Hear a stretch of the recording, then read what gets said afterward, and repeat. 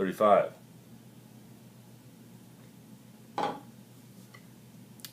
Okay, got flams, but they're over eighth notes. Okay, don't get psyched out about it. Remember, it's just grace note. Nothing. Okay, pretty sure if I said just do this, you can. Okay, you just put it slightly before the note. Not too fat like that, and not at the same time either. Okay?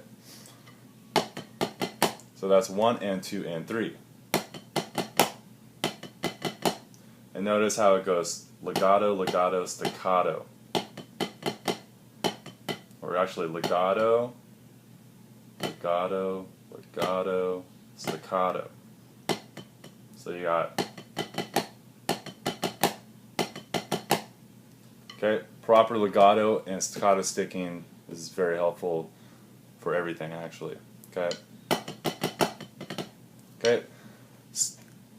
So you have 3 and then 4 and at the end of the measure. And it's the start of a crescendo. A whole 3 count crescendo goes into a shot on the next measure. Okay, but just for the sake of this measure, it's 40 and, so you should kind of go from mezzo, excuse me, like about a mezzo piano to, you know, somewhere in between mezzo piano and mezzo forte. Okay, you know, I'm getting there. Okay, going into measure 36, but because they're kind of grouped together, you see how count 4 of 35 and count 1 of 36, that's like a herita 2. Okay, those are 2 heritas because you have 40 and 1 and a 2 and shot. Okay, so just like before in measure 33, you have 2 and 3 and a 4 and. Here's the same thing.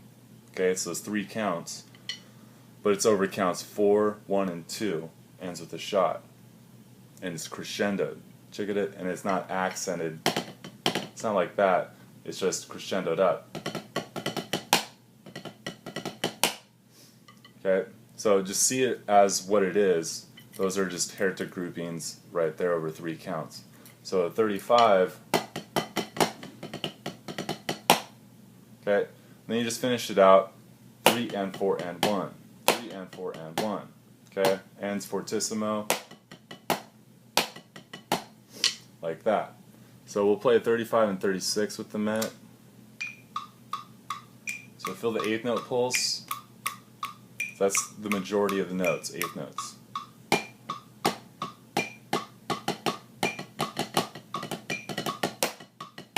Notice all those lefts are low. Pull back on the shot, 35 again, and 36.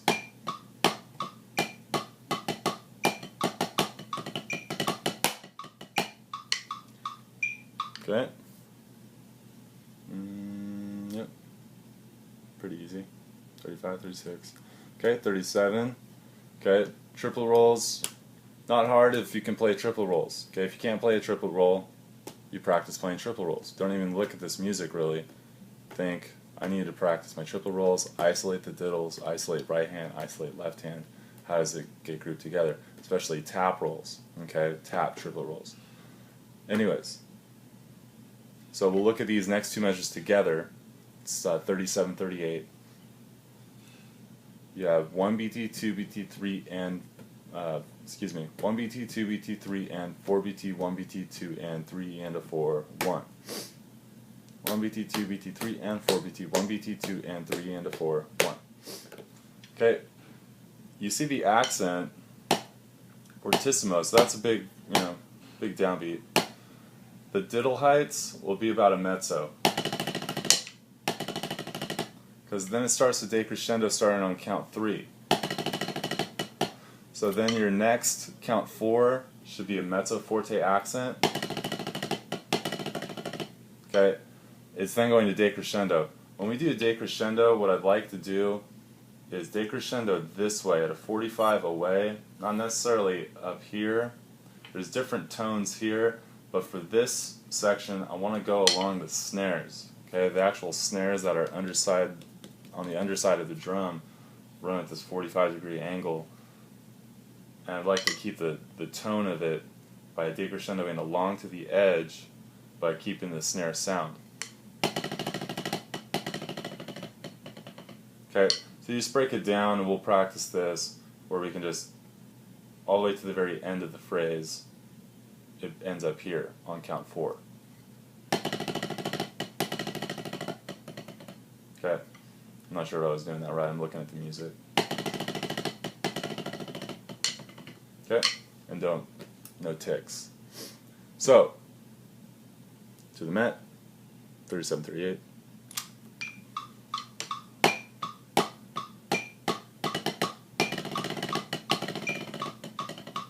Okay, as I was playing that, I realized my check is a little behind. Okay, so good suggestion, play just the check pattern only. Let's try that.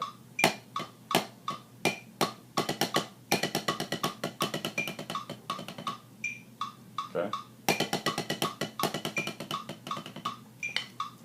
Now add diddles.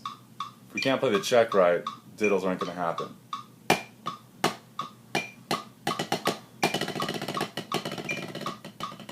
A little better.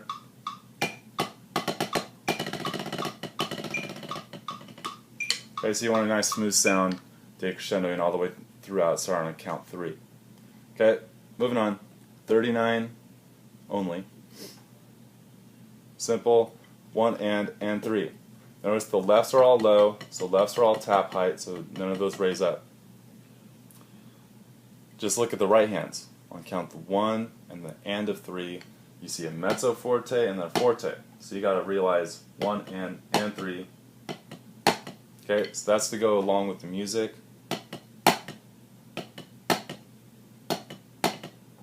So make sure you're doing that. I'm not going to play that. 1 and 3, and then rest 4 and 1. So 1 and 3, rest, 2 and 3 and 1 and 3, rest, 2 and 3 and. Okay, those are all shots. Pull back, lefts are down.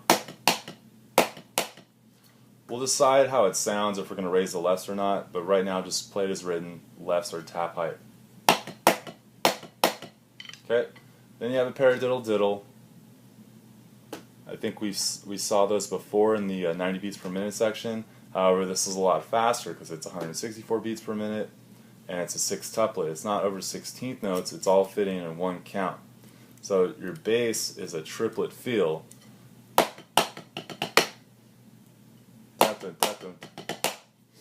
Okay, so it's got to fit in like a 4BT1 with a shot at the end and it crescendos. Okay, it's obviously crescendoing, but we can't get up. We don't want to get up to there because that's not going to sound good or ever be clean. We just want to crescendo from mezzo piano to a mezzo forte at the most. Okay, do not make the mistake of waiting too long to play the shot. Remember, it's all connected. Don't do that.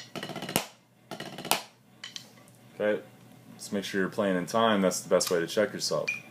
So I'll play 39 and 40 together.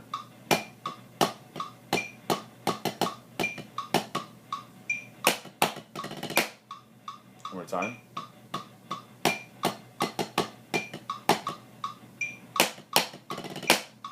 Okay, so it's just nice and tight.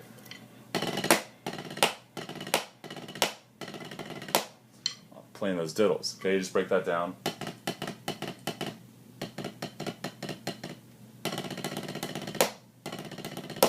You just work those. Really kind of, you'll feel like a squeeze. I don't know if you can see this on the video. You see I'm kind of squeezing index. Mostly index. It's just bouncing off the ring finger. Kind of squeeze the diddle out at these fast, low volumes. It's like a squeeze. Same thing you would squeeze here on the front fulcrum. Okay, so in order to grasp that. Okay, so that's all I got. Next section we'll start at 50 and we'll go to the 9/8 section, but work that until now. See it.